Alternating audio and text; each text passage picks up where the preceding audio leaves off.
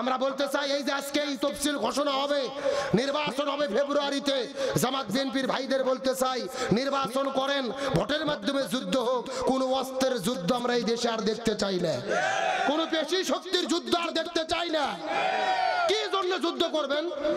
দেশের জনগণ যাকে সমর্থন দেবে, যারা যেই কটা সিট পাবেন, মিলে জিলে জাতীয় সরকার গঠন করে ভালোভাবে দেশ চালাবেন। আমাদের মধ্যে কোনো শত্রুতা নাই।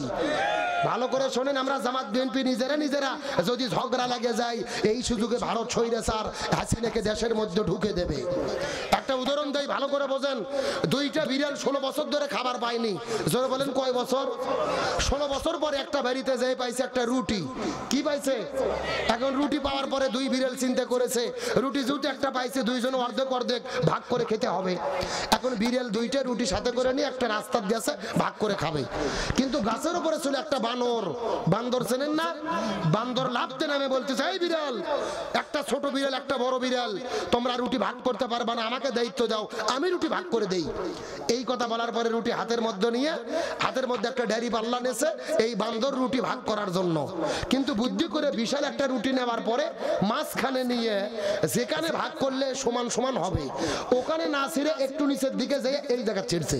এটা একটু বড়, এটা একটু ছোট, দুইটা দুই পাশে ড্যারি পাল্লাতে উঠাইয়া দিয়েছে। ড্যারি পাল্লা হাতে উঠাইয়া দেখে বড়টা এই দিকে, ছোটটা উপরে।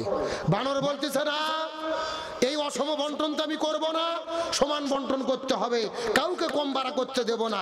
বড় রুটি হাতের মধ্যে নিয়ে মুখের মধ্যে ঢুকে দিয়ে এক কামড় খাইছে। তবে বুদ্ধি করে যেখানে খেলে সমান হবে ওখানে না খাইয়ে 2 আঙ্গুল উপরে খাইছে। তখন এটা ছোট এটা বড়, একবার করে মাপ দেয়, এই পাশে এক কামড় খাই, ওই পাশে এক কামড় খাই। এইভাবে 30 মিনিট খাওয়ার পরে দেখা যাচ্ছে এক পাশে শুধু এতটুকু আছে।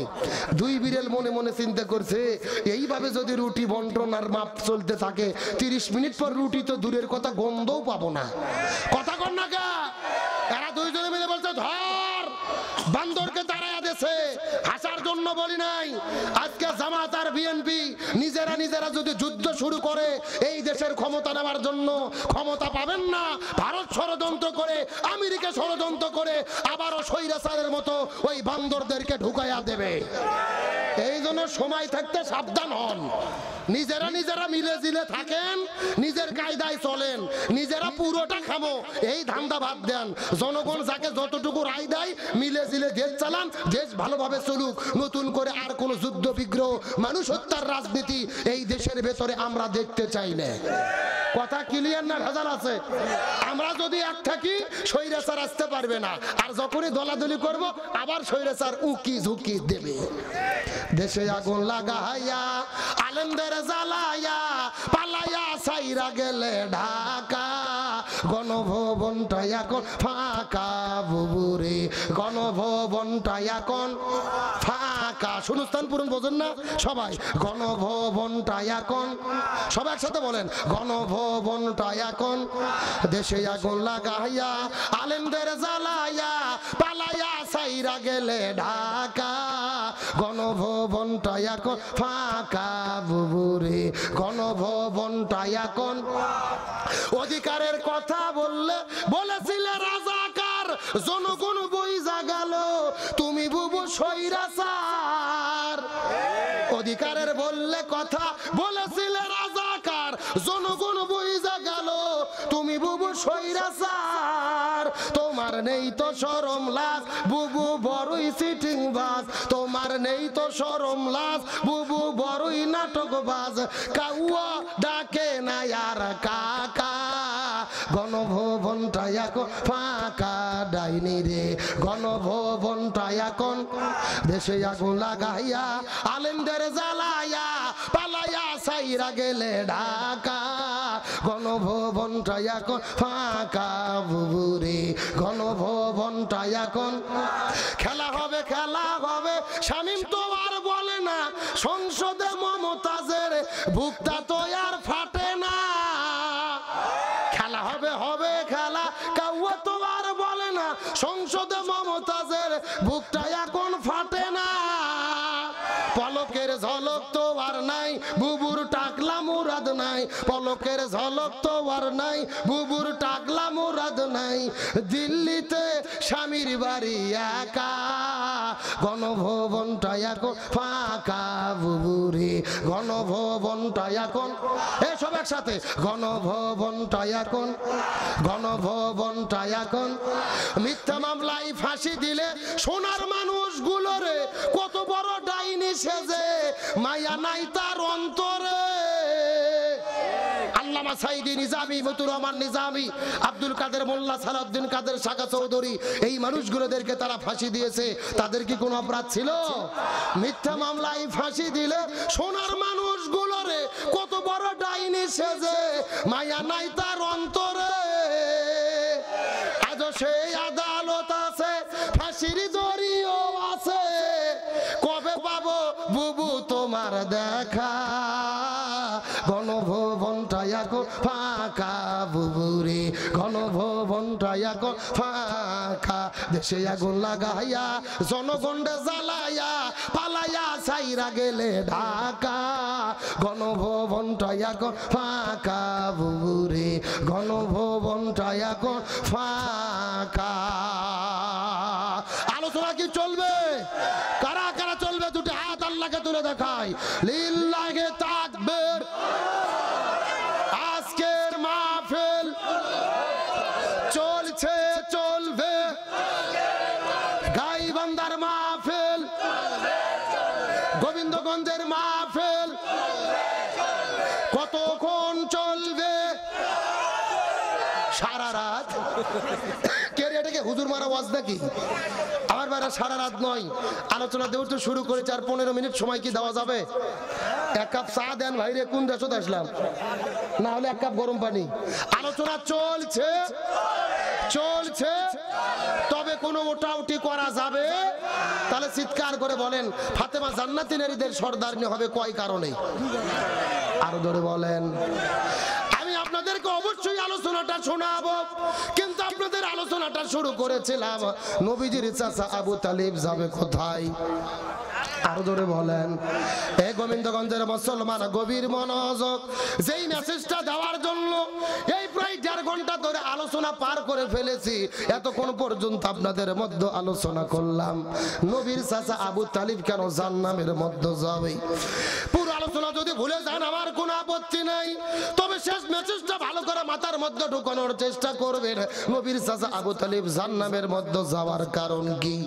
নবীর চাচা আবু তালিব যেদিন বিদায় নিয়ে চলে যাবে, তার মৃত্যুর কিছুক্ষণ পূর্বে আমার নবী আবু তালিবের কাছে যাওয়ার পরে ডাকদা বলে, চাচা আপনার কাছে অনুরোধ করে বলি, আপনি বিদায় নিয়ে চলে যাবেন, একটা বার শুধু আপনি বলবেন লা ইলাহা ইল্লাল্লাহ মুহাম্মাদুর রাসূলুল্লাহ, বলার কোনো দরকার নাই। আপনি যদি আল্লাহকে স্বীকার করেন, আমি প্রয়োজনে আল্লাহর সঙ্গে ঝগড়া করে আপনাকে জান্নাতে নিয়ে যাব। এখনো কথার গুরুত্ব বোঝেন নাই? পুরো কালেমা হলো লা ইলাহা ইল্লাল্লাহ মুহাম্মাদুর রাসূলুল্লাহ, কিন্তু নবী বললেন চাচা পুরো কালেমা আপনার জন্য পড়ার কোনো দরকার নাই। যদি আমাকে স্বীকার না করেন আমি কোনো আপত্তি করব না, শুধু আল্লাহর প্রতি ঈমান আনেন, আল্লাহর প্রতি ঈমান এনে দুনিয়া থেকে বিদায় নিয়ে চলে যান, আমি আল্লাহর সঙ্গে ঝগড়া করে প্রয়োজনে আপনাকে জান্নাতে নিয়ে যাব। এই কথা বলার পর আবু তালিব কালেমা পড়ার প্রস্তুতি গ্রহণ করলেন, কিন্তু পাশেই ছিল আবু তালিব। আবু তালিব যাওয়ার পর পাশেই ছিল আবু জেহেল। আবু জেহেল যাওয়ার পরে আবু তালিবকে ডাক দে বলে, আবু তালিব তুমি কি কালেমা পড়বা? সারা জীবন বাপ দাদার ধর্ম পালন করলে, আজকে মুহাম্মাদের কথা শুনে তুমি কি বাপ দাদার ধর্মে চুলকালি লাগাই দেবা?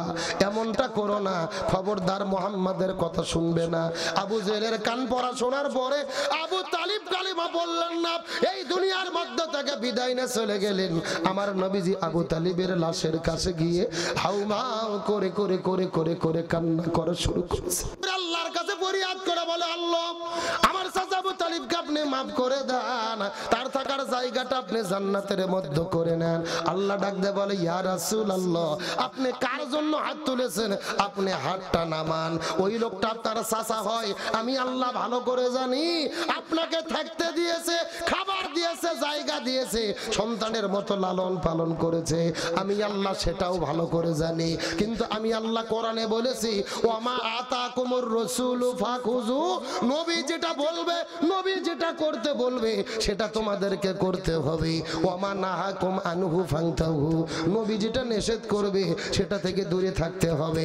কিন্তু আপনি নবী আপনার চাচাকে কালেমা পড়তে বলেছিলেন, কিন্তু আপনার চাচা আপনার প্রতি কালেমা গ্রহণ করে নাই, আমার প্রতি ঈমান আনে নাই, আপনার প্রতি ঈমান আনে নাই। আপনার নবী আপনার চাচা আপনাকে শুধু ভালোবেসেছে কিন্তু আপনাকে অনুসরণ করে নাই। সুতরাং হেদায়েতের দোয়া করে কোনো লাভ নাই। হেদায়েত আপনার কাছে আমি আল্লাহ ছেড়ে দেই নাই, হেদায়েত দেওয়ার মালিক হলাম আমি আল্লাহ।